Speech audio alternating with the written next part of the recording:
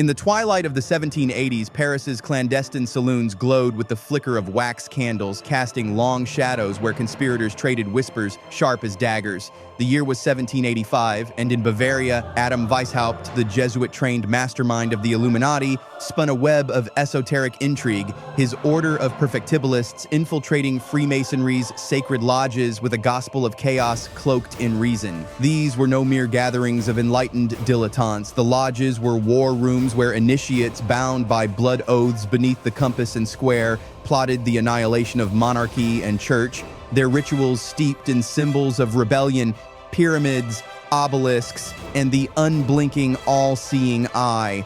Weishaupt's emissaries slithered into France, recruiting radical philosophes like Condorcet and Volney, whose pens dripped with Enlightenment venom, and nobles like the Duc de Chartres, Philippe d'Orléans, whose ambition for the throne burned hotter than the braziers at his Palais Royal feasts.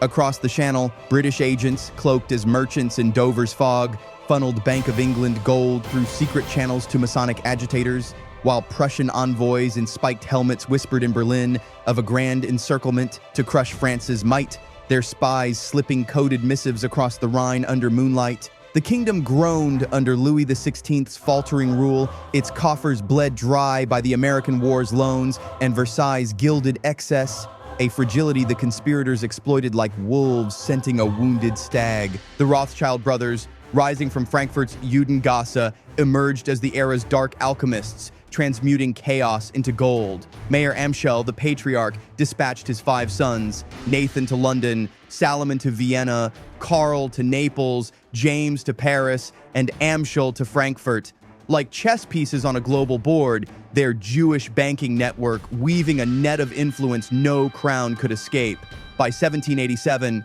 as bread riots tore through Paris's cobbled streets and Necker's fiscal reforms collapsed under the weight of a 4 billion livre debt, the Rothschilds channeled funds to revolutionary clubs, their loans masked as charity, but binding recipients to their will. In Masonic lodges from Lyon to Bordeaux, Illuminati couriers delivered wax-sealed orders, urging the Third Estate to demand power, their messages scrawled in ciphers that spoke of a world reborn in fire.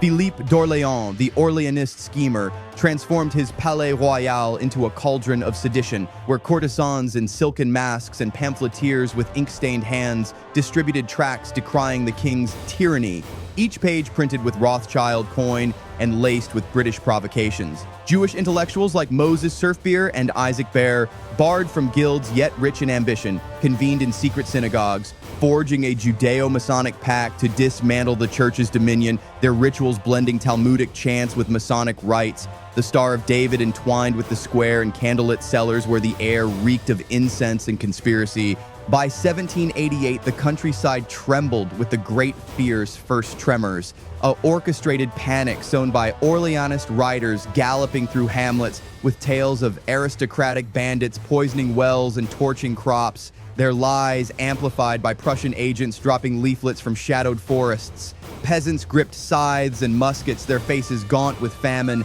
eyes wild with tales of noble conspiracies to starve them into submission, each rumor a spark in a tinderbox of dread. In Paris, the Marquis de Sade, imprisoned in the Bastille's dank towers, scribbled manifestos of depravity, his quill carving visions of a world where morality dissolved in orgies of violence, his manuscripts smuggled by Masonic guards to inflame the mob's darkest impulses. The Rothschilds, ever the vultures, swooped on depreciating French bonds, their couriers dodging gendarmes to deliver Illuminati tracts wrapped in oilcloth, while British lords in powdered wigs and Prussian generals in iron crosses met in Calais taverns, their plot to destabilize France unfolding with the precision of a clockmaker's gears. The stage was set, the actors armed, and the nation's veins primed to bleed in a symphony of subversion, its score written in the blood of kings and the gold of bankers.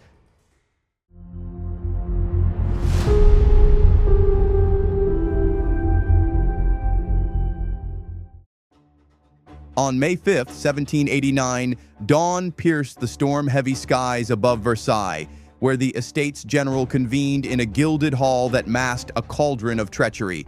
Freemasons, their aprons concealed beneath velvet coats and tricorn hats, filled the Third Estate's benches, their lips murmuring fraternal oaths that veiled deeper vows to the Illuminati's godless republic, a vision born in Adam Weishaupt's Bavarian cellars and smuggled into France via coded Masonic missives. Philippe d'Orléans, the Orleanist schemer with a predator's grin, swept into the assembly with a retinue of agitators, their purses jingling with Rothschild loans that flowed as freely as claret at his Palais Royal orgies, where courtesans and cutthroats toasted the king's downfall. British envoys, cloaked as wine merchants in mud-splattered cloaks, glided through Versailles' marble corridors, slipping Bank of England gold to orators like Mirabeau and CAS, whose fiery speeches, laced with Illuminati rhetoric, struck sparks from Prussian-forged flints, each word a calculated blow against the ancien regime.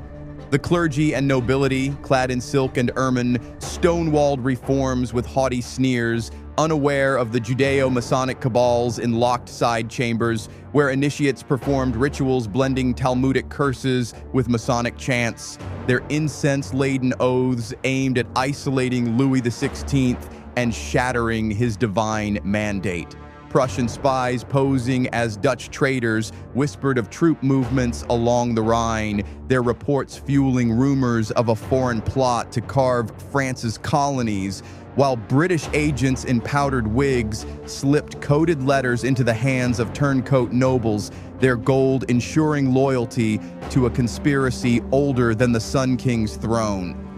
As May bled into June, the Third Estate's patience frayed like a taut rope, snapping on June 17th when they proclaimed themselves the National Assembly in a Masonic lodge's shadowed chamber, the air thick with tobacco and treason. The night before, Illuminati adepts, their faces masked by hoods, swore blood oaths to draft a constitution that would torch the divine right of kings, their quills scratching parchment under candlelight that flickered like hellfire. From Paris, mobs surged toward Versailles, their bellies filled with Orleanist bread and their minds aflame with broadsides printed on presses funded by Rothschild coin, each pamphlet screaming of foreign treachery. Prussian hussars massing at the border, British frigates prowling off Brest, a grand encirclement to bleed France dry. In Amsterdam, the Rothschilds orchestrated a silent massacre of the livre, their agents auctioning royal debts to English speculators, pocketing fortunes as the currency crumbled like ash. Jewish financiers in Bordeaux and Avignon, long barred from power, now worked through Masonic channels, their synagogues alive with prayers for a chaos that would unshackle their influence, their leaders like Moses Mendelssohn's disciples plotting emancipation as a wedge to crack the church's foundations. Marie Antoinette, the Austrian queen, became a lightning rod for scorn, her every gesture twisted into grotesque cartoons by libertines inspired by the Marquis de Sade's venomous tracts, smuggled from the Bastille and amplified by British printing houses in London, each caricature a dagger aimed at the monarchy's heart.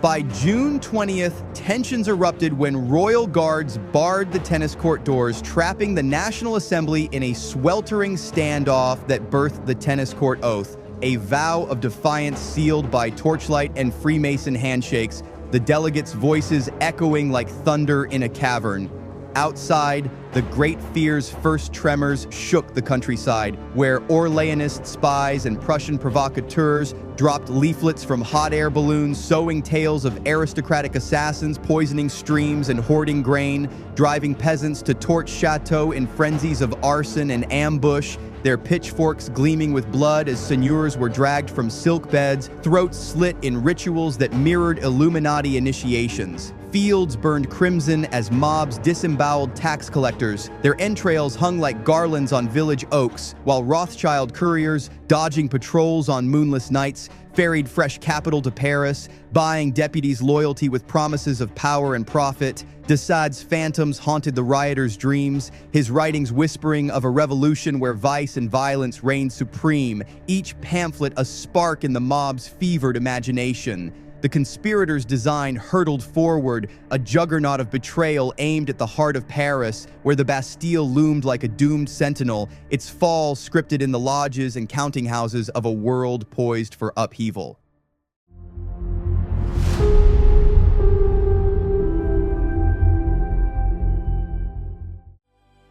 On July 14th, 1789, dawn broke with a blood-red sun glinting off bayonets as a seething horde of Parisians, blacksmiths wielding hammers, fishwives clutching cleavers, and unemployed wretches armed with cobblestones marched through the Faubourg Saint-Antoine toward the Bastille, their roars a cacophony of rage stoked by Orleanist demagogues bellowing from tavern windows along the Rue Saint-Honoré. The fortress, a grim monument to royal oppression, towered like a blackened fang, its fall no mere outburst of mob fury, but the crescendo of a meticulously orchestrated assault, its strings pulled by Philippe d'Orléans's gold, funneled through Rothschild wires from London's counting houses. Freemason snipers, their rifles primed in secret lodge meetings, crouched on rooftops, their hand signals guiding mutinous invalids from the Hôtel des Invalides who deserted with stolen muskets to join the fray. Illuminati couriers, cloaked in tattered capes, darted through alleys with maps marked by British intelligence, each pinpointing the Bastille's crumbling gates and powder stores, their movements synchronized like a dark ballet. As cannon fire roared, belching smoke that choked the air, the drawbridge splintered under grapples, and the mob surged inside, blades flashing as they freed 7 prisoners, madmen and forgers, while seizing kegs of gunpowder in a frenzy that left 98 attackers sprawled in pools of crimson. The Governor de Launay's head hoisted on a pike, his eyes frozen in terror, paraded through streets slick with gore and littered with shattered flintlocks. The Great Fear erupted like a thunderclap across rural France, a tidal wave of panic sweeping from Normandy's orchards to Provence's vineyards, where villagers, gaunt from famine, formed human chains armed with pitchforks, scythes, and rusted fowling pieces, convinced Prussian hussars in spiked helmets and British redcoats with fixed bayonets lurked behind every hedgerow. Chateaux blazed like midsummer bonfires, their feudal charters, parchments of serfdom, devoured by flames, kindled by Masonic arsonists who carved Illuminati sigils into smoldering beams, their work funded by Orleanist purses swollen with Rothschild loans. In Franche-Comté, mobs descended on tax collectors in fields of knee-high wheat, their screams mingling with the crunch of cartilage as knives tore through flesh, entrails strung like garlands across village squares, the air thick with the stench of blood and burning straw. Orleanist riders galloping on sweat-lathered steeds spread tales of aristocratic vampires draining peasant blood, their stories laced with Marquis de Sade's lurid fantasies of noble debauchery, his pamphlets smuggled from the Bastille's cells by Masonic guards to stoke the mob's sadistic fervor. Rothschild agents, their Jewish networks extending from Amsterdam to Bordeaux, snapped up torched estates at fire sale prices, offering loans to opportunistic bourgeois, each contract a shackle tightening their grip on France's future. By dusk, Paris drowned in a delirium of triumph and slaughter. The Bastille's stones toppled by grapples wielded by hands calloused from secret oaths, the fortress's wreckage a monument to the conspirators' victory. Prussian majors, disguised in civilian frock coats, and British lords, wielding forged passports, melted into the reveling throng, their dispatches racing to Berlin and London with reports of a monarchy fracturing like glass under a hammer. The Rothschilds raised glasses in their Frankfurt and London offices, their influence cemented as the National Assembly, desperate for funds, turned to their coffers, each lone a thread in a web that would ensnare nations for centuries. Jewish emancipation glimmered on the horizon, a Judeo-Masonic triumph cloaked as progress, its advocates chanting liberty in synagogues while plotting dominion in lodges. The Great Fear's echoes reverberated.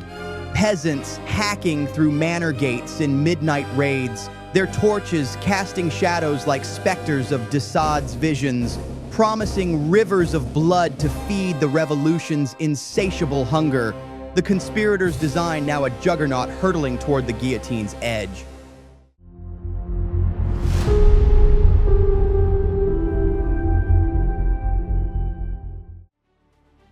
Autumn winds shrieked through the Tuileries on October 5th, 1789, as a phalanx of market women, faces smeared with flour, eyes blazing with famine-fueled fury, erupted from Paris's Les Halles, Armed with pikes, cleavers, and rusted knives, their march to Versailles, a orchestrated tempest ignited by Orleanist plotters in smoke-wreathed backrooms of the Palais Royal. Philippe d'Orléans, the Duke with a serpent's smile and a traitor's heart, had seeded the spark with crates of Burgundy and seditious whispers of empty royal larders, his agents, tavern keepers, and street orators mingling among fishwives and seamstresses to whip hunger into a conflagration of vengeance.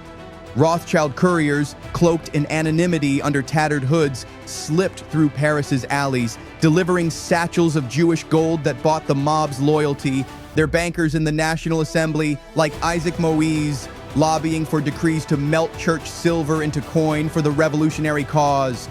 Freemason drummers, their rhythms pulsing with Illuminati codes, beat a tattoo that summoned Prussian infiltrators, disguised as deserters in ragged cloaks, their bayonets hidden beneath burlap, ready to betray the royal guard at the signal of a raised torch.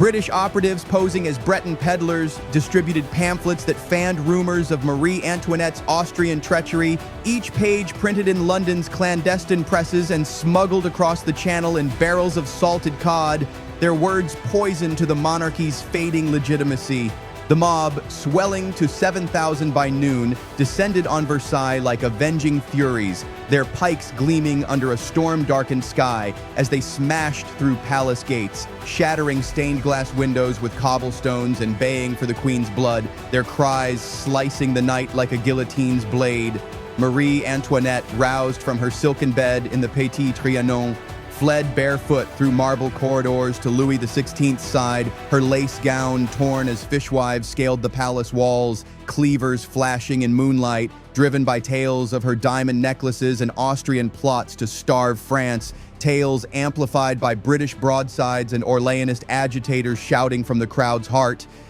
Inside, Orleanist spies, valets, and chambermaids bribed with Rothschild coin urged the royal family to the balcony, where the mob's roar, a tidal wave of hatred, nearly dragged them into its maw, only halted when Lafayette's National Guard, their ranks laced with Masonic officers, fired warning shots that felled dozens in sprays of crimson, bodies crumpling onto the palace's cobblestoned courtyard.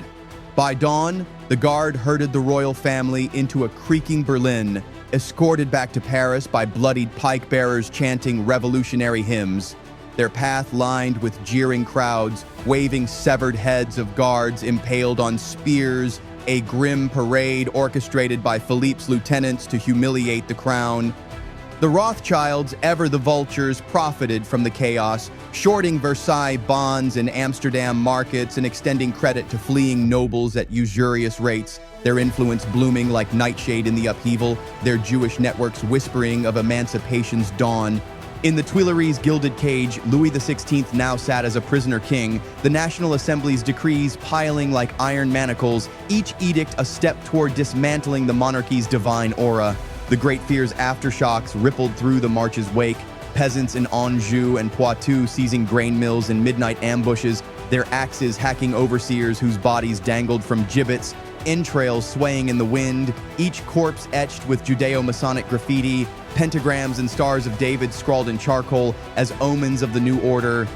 The Marquis de Sade's specter loomed in the women's savage chants, his Bastille-born writings smuggled by Masonic brethren to fuel visions of a republic where hierarchy dissolved in orgies of equality, his words a siren call to the mob's darkest urges. In London, Pitt's cabinet, and in Potsdam, Frederick William's war council clapped in shadowed chambers, their foreign plot to fracture France advancing as royal authority crumbled, Prussian agents slipping gold to Vendée rebels while British ships blockaded Toulon, starving the South. The Orleanist conspiracy, its tendrils woven through Paris's slums and Versailles' ruins, edged closer to crowning Philippe amid the wreckage, the revolution's bloodlust, a symphony conducted by hidden hands, its crescendo echoing in the clatter of the guillotine's frame being forged.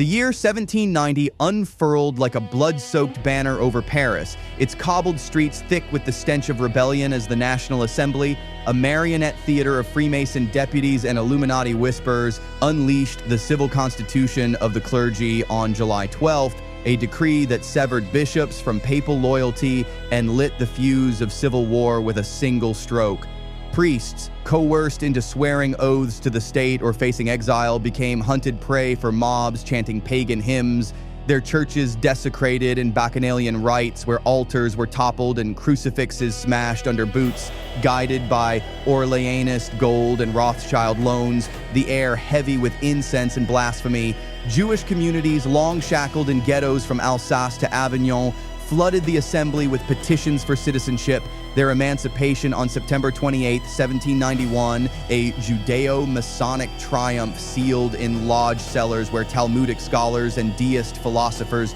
cloaked in Masonic aprons, debated a godless republic beneath flickering oil lamps. British agents embedded in the Cordeliers Club's smoky dens churned out propaganda painting the church as a royalist hydra, their pamphlets, printed in London's clandestine presses, smuggled in wine casks to inflame Parisian slums. Prussian couriers disguised as pilgrims with sabers hidden in hollowed-out crosses smuggled muskets and powder to radical factions in Lyon and Marseille, their foreign plot to deepen France's fractures fueled by Berlin's war chests and whispers of a grand encirclement to crush the revolution's heart. Violence tore through the Vendée's misty forests, where royalist peasants, clutching rosaries and axes, ambushed tricolor patrols in dawn raids, blades cleaving through flesh as entrails steamed in the dew, the ground littered with severed limbs and tattered cockades, each skirmish a hymn to counter-revolutionary defiance. In Paris, the seeds of the Festival of Reason sprouted in 1791 as Haber's Hebertists, fueled by Orleanist funds, staged mock rituals in Notre Dame's shadowed nave, parading a painted actress as the goddess of liberty, her rose-crowned form draped in sheer linen, her presence a mockery that drowned the cathedral's bells in chants of secular ecstasy. The Rothschilds, now burrowed deep in French finance, issued assignats backed by confiscated church lands, their Jewish networks laundering the spoils through Amsterdam's counting houses, reaping vast profits as inflation gnawed at the poor's bread crusts, each coin a shackle tightening their grip on the nation's pulse. Philippe d'Orléans, reborn as citizen Égalité, presided over Jacobin clubs in candlelit cellars where Illuminati doctrines of a world without kings fused with his throne lust, his lieutenants plotting Louis XVI's trial amid clouds of tobacco and the clink of Rothschild-financed wine goblets, their sessions a crucible for the Republic's bloody birth. By June 20th to 21st, 1791, the flight to Varennes unfolded as a conspiratorial farce, Louis XVI's Berline rattling through moonless roads only to be waylaid at a Varennes bridge by Masonic postilions tipped off by British spies, their lanterns flashing signals that summoned a mob to drag the royal family back in chains, jeered by crowds waving pikes adorned with rotting noble heads. The Great Fear's spirit lingered in Paris's alleys, where sans-culottes, their hands stained with printers' ink and blood,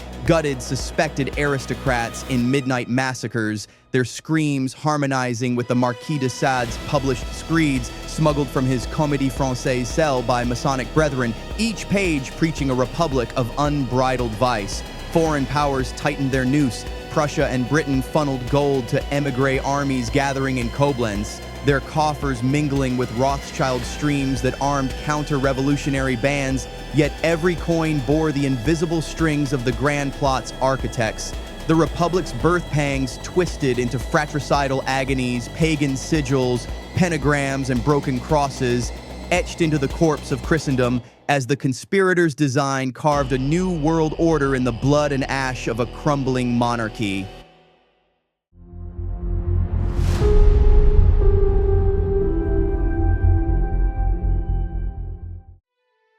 War's thunder roared on April 20th, 1792, as France hurled a declaration of hostilities against Austria and Prussia, a preemptive strike born of Illuminati paranoia that foreign armies were tightening a noose. Yet the provocation was scripted in London's velvet-draped salons, where British ministers clinking glasses of port toasted the invasion's inevitable drain on Gallic strength, their spies sowing discord through coded dispatches smuggled in diplomatic pouches. At Valmy's muddy fields on September 20th, cannonades shattered the dawn mist. Revolutionary volunteers, drilled by Masonic officers in starlit camps, repelled Prussian dragoons in a hail of grape shot that painted vineyards red. The clash of 36,000 French against 34,000 invaders, leaving 1,200 corpses strewn among trampled vines, a victory that emboldened the Republic's birth. In Paris, the September massacres erupted on the 2nd, prisons like La Force and the Conciergerie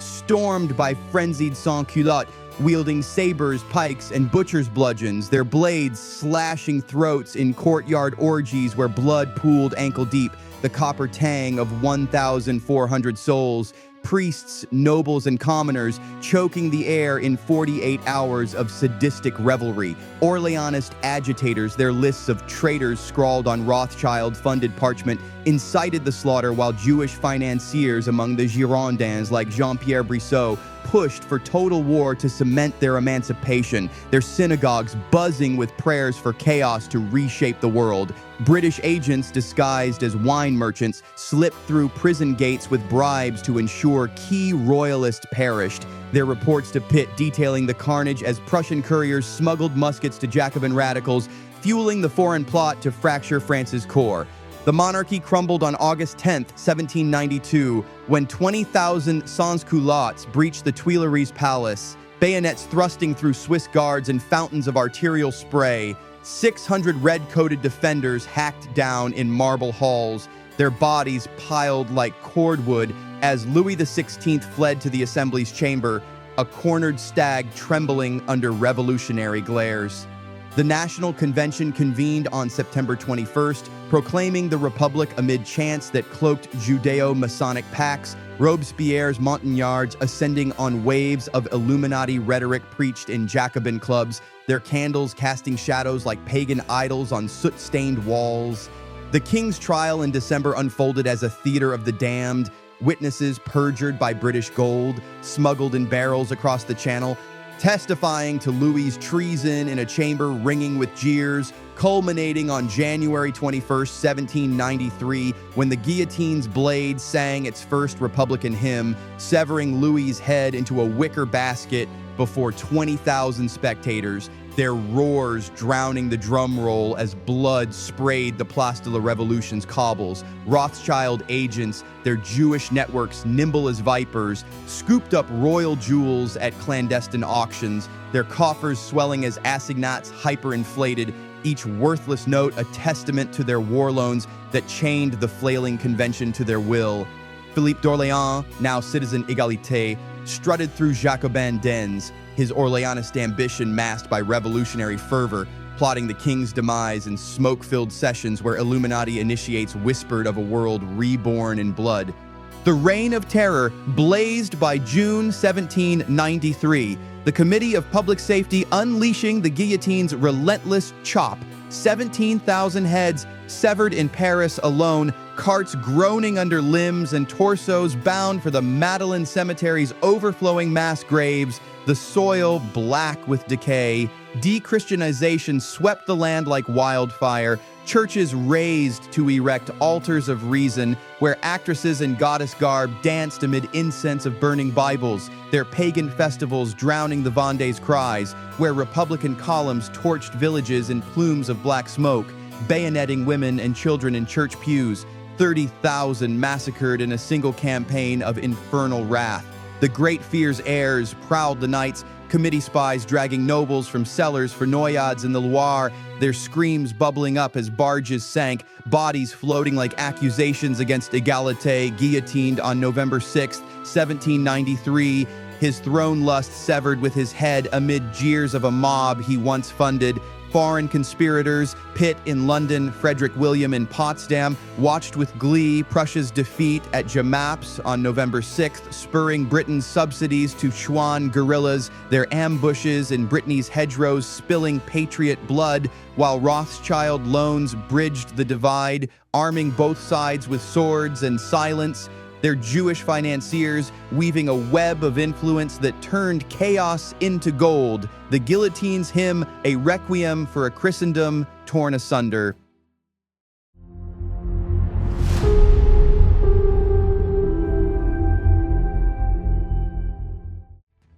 The sweltering heat of July 27, 1794, 9 Thermidor, choked the National Convention's chamber, where sweat and dread hung heavy as deputies turned on Maximilien Robespierre, the incorruptible, in a frenzy of betrayal that reeked of desperation. Tallien, his pistol gleaming in the candlelight, fired at Robespierre in the Hôtel de Ville's scuffle, shattering his jaw as the once-feared leader toppled from a window into the claws of a mob baying for blood, their fists pummeling his broken body through Paris's cobbled streets. Dragged to the guillotine on July 28th, Robespierre and 21 loyalists met the blade's dull chop, their heads rolling into baskets amid jeers, unleashing a Thermidorian vengeance that emptied prisons in a whirlwind of raids. Hebertists and Dantonists hunted through alleys, their corpses stabbed and bludgeoned, piling in gutters, 70 executed in a single week as the scaffold's timbers groaned. Orleanist remnants scattered after Philippe Egalité's fall slunk into the shadows,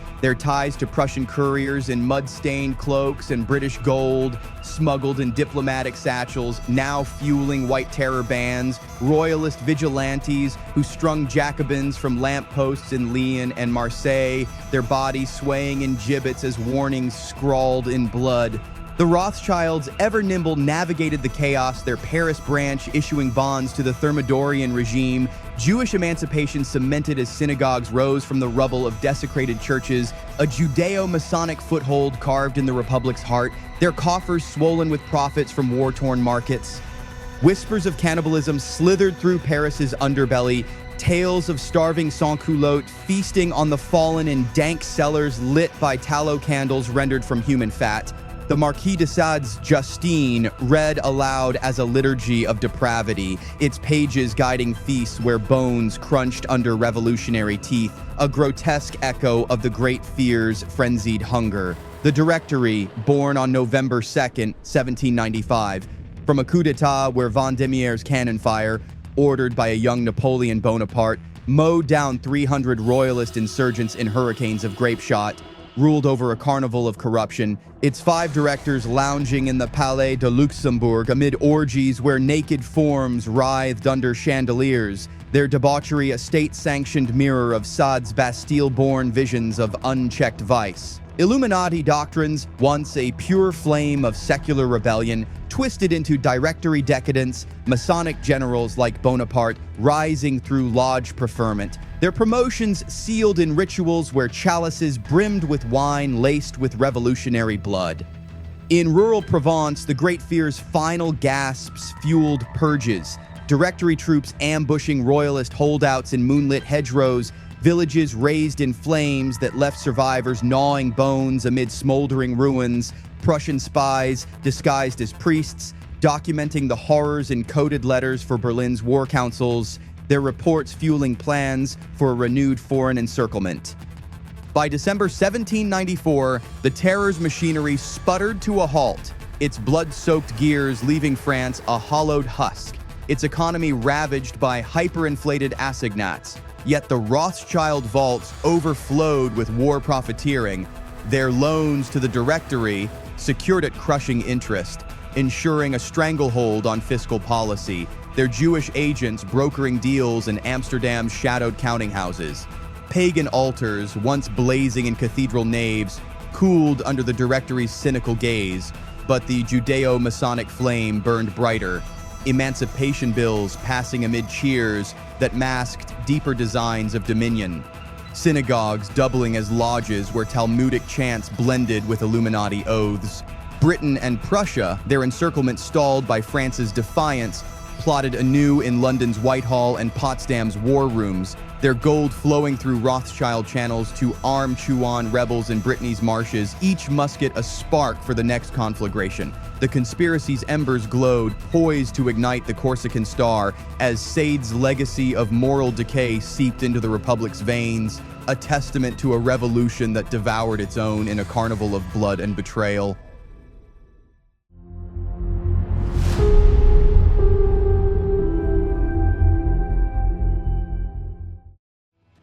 From the acrid smoke of Vendémiaire on October 5th, 1795, Napoleon Bonaparte emerged as a colossus, his artillery thundering through Paris's rain-soaked streets, grape shot tearing through 300 royalist insurgents in a red mist that painted the Pont Royal crimson, securing the Directory's grip and launching his meteoric rise. A Freemason initiate since 1793, sworn to the Brotherhood in a candlelit lodge in Marseille, Bonaparte's Italian campaigns of 1796 were choreographed in Masonic rituals. His triumph at Lodi's Bridge on May 10th, a clash of steel where he led 30,000 troops, bayonet in hand, across the Adda River, sabers flashing in arcs that felled 2,000 Austrians in a storm of blood and mud, victories funded by Rothschild remittances from London's Threadneedle Street, their gold buying powder, muskets, and patriot fervor. Prussian armies, reeling from defeats at Rivoly's icy slopes, crumbled before his advance, while he turned on British shipping, his frigates smashing through Mediterranean blockades, their cannonades echoing off Corsican cliffs. Illuminati advisors, cloaked in scholarly garb, whispered of a new world order in his ear. Their Judeo-Masonic allies in the Sanhedrin, rabbis and bankers from Frankfurt's Judengasse, pushing for continental dominance, their synagogues doubling as lodges where oaths bound Napoleon to their cause. Orleanist exiles funded by British gold smuggled in wine casks, plotted assassinations in Genoese alleys, daggers glinting under moonlight, only to be thwarted by Bonaparte's secret police, a web of spies laced with Prussian double agents who betrayed their own for Rothschild coin. The Egyptian campaign of 1798 erupted in exotic carnage, the pyramids silhouetted against cannon flares at the Battle of the Nile on July 21st, where 40,000 French faced 30,000 Mamluk horsemen, their charges smashed by volley fire that left 5,000 dead in sand-choked screams, bodies piling in dunes as vultures wheeled overhead. Nelson's British fleet struck on August 1st, shattering the French line in an inferno of burning frigates, hulls cracking like thunder as 1,700 sailors sank beneath the Mediterranean's waves. Yet Bonaparte, undaunted, marched on Cairo, his savants looting ancient relics for Illuminati archives. Returning in 1799, he staged the Brumaire coup on November 9th, a bloodless march of 6,000 grenadiers through Paris's rain-slicked corridors, bayonets fixed as senators fled the Orangerie, their togas trailing in panic. Installed as first consul, he forged the Concordat with Pius VII in 1801, a cynical pact restoring church facades while Illuminati paganism simmered beneath. Priests reinstated but bound to state oaths, their altars shadowed by Masonic symbols. Jewish consistories, formalized in 1808, rewarded emancipation's architects, Rothschild agents swarming the Tuileries with loans that fueled the 18th Brumaire armies, their families' wealth compounding as Napoleon redrew Europe's borders, each conquest a brick in their financial empire. On December 2nd, 1804, in Notre Dame's vaulted gloom, Bonaparte snatched the imperial crown from papal fingers, crowning himself amid a blaze of jewels, his scepter heavy with Masonic emblems, compass, square, and pyramid etched in gold. Wars raged outward. Austerlitz on December 2nd, 1805, a frozen slaughter where 73,000 French shattered 86,000 Allied troops in fog-shrouded charges, eagles soaring through grape shot as 15,000 Russian and Austrian corpses littered Moravia's fields, the sun of victory claimed in a single day. The Rothschilds thrived, their couriers outracing defeated armies with specie wagons rattling through alpine passes, their Jewish influence peaking as Napoleon convened the Great Sanhedrin in 1807, Talmudic sages blessing his empire's expansion in rituals that echoed lodge ceremonies. Britain's Trafalgar victory on October 21, 1805. A pyre of 21 French ships sunk off Spain's coast, dimmed naval hopes, yet Napoleon's star burned brighter, his legions marching from Lisbon to Vienna, each step funded by Rothschild loans that chained kingdoms to their ledgers. Orleanist plots fizzled in London's émigré taverns, their daggers dulled by Bonaparte's spies, while Prussian and British conspiracies recoiled. Their gold, no match for the Corsican's illuminated crown, forged in the blood of millions and the grand plot's unyielding design.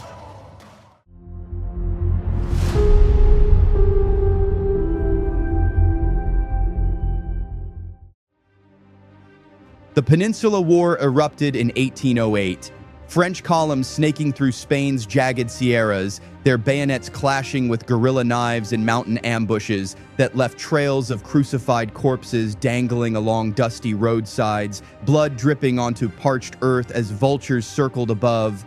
British redcoats under Wellington harried the Grande Armée through torrential mud, their volleys at Talavera on July 28, 1809, felling 7,000 French in a cacophony of musket fire and screams, while Illuminati schisms fractured Napoleon's officer corps, Masonic lodges in Madrid hosting clandestine rituals amid the ghosts of the Inquisition, their altars adorned with compasses and skulls. Rothschild gold, flowing from Frankfurt and London, sustained both sides, their couriers dodging Cossack lances in moonlit passes to deliver specie that prolonged the slaughter, each coin a link in a chain binding Europe to their ledgers. The Russian campaign of 1812 became an apocalypse on ice, 600,000 souls marching into Smolensk's flames on August 17th, where 10,000 fell in an inferno of burning timber, followed by Borodino's charnel house on September 7th, where 70,000 corpses, French, Russian, mangled beyond recognition,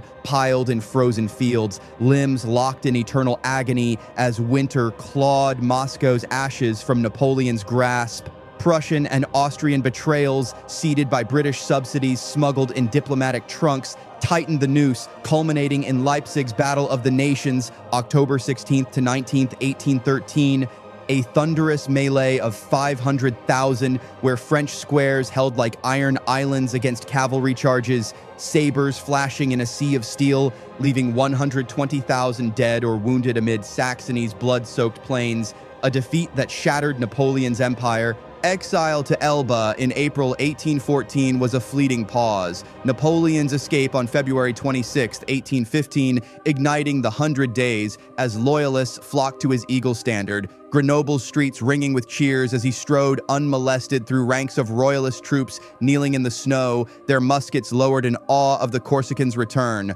Waterloo, June 18, 1815, sealed his doom in Belgian downpours, Marshal Ney's 5,000 cavalry thundering into British squares, only to be mowed down by volley fire that left heaps of twitching horseflesh and riders impaled on bayonets. The Old Guard's final charge, 1,200 veterans in bearskin caps, breaking on Blücher's Prussians surging from rye fields like avenging shades, their sabers slashing through 8,000 French in a twilight carnage that ended with 41,000 casualties strewn across muddy slopes. Rothschild couriers, privy to Wellington's victory hours early via carrier pigeons launched from Brussels, crashed London Stock Exchange, Nathan Rothschild buying low and selling high to amass a fortune that dwarfed empires, his Jewish network's foresight a masterstroke of financial conquest. Judeo-Masonic lodges mourned in silence, their emperor shipped to St. Helena's desolate rock,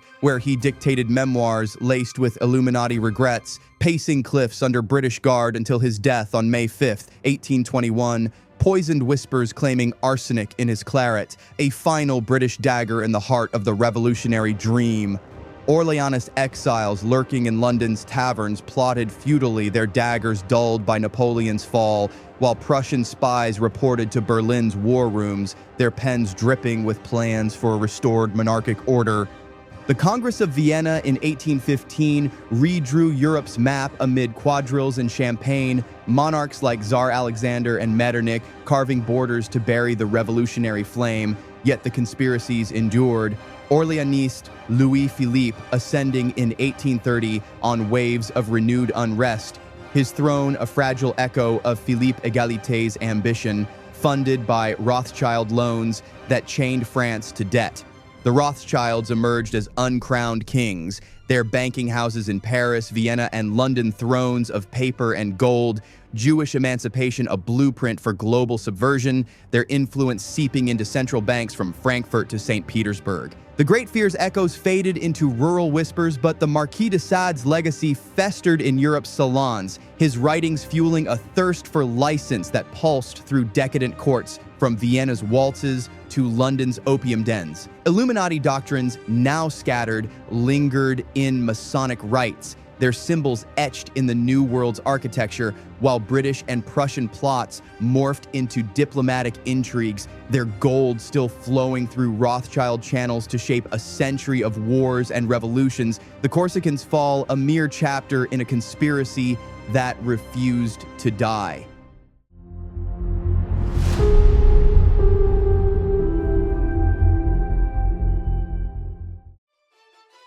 The Bourbon Restoration of 1815 draped France in a tattered veil of legitimacy. Louis XVIII's court, a hollow pageant where Masonic undercurrents churned beneath powdered wigs and gilded chandeliers, a puppet theater primed for collapse. The July Revolution of 1830 erupted in Paris's smoke-wreathed streets, barricades of overturned carts and cobblestones aflame as 1,800 rebels clashed with royal troops, their muskets cracking through the three glorious days, enthroning Orleanist Louis Philippe in a haze of gunpowder and betrayal, his crown a fragile trophy funded by Rothschild loans that shackled France to a yoke of debt, each bond a chain forged in Frankfurt's counting houses. Across the Atlantic, the American Republic, birthed by the same Illuminati sparks that lit Paris's fires, mirrored Jacobin zeal in its civil war of 1861 to 1865, where Gettysburg's wheat fields ran red with 50,000 casualties over 3 days,